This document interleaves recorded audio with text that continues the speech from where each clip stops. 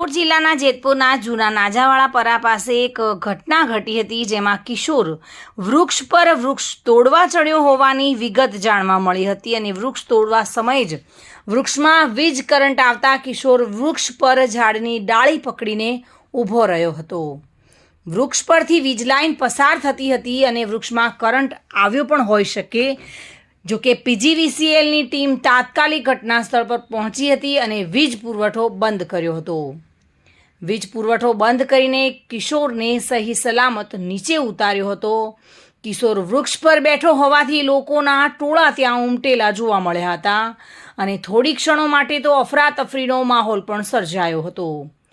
જોકે સમય સૂચકતાએ પીજીવીસીએલની ટીમ તાત્કાલિક ઘટના સ્થળ પર પહોંચી અને વીજ પુરવઠો બંધ કરતા આ યુવકનો જીવ બચી ગયો હતો।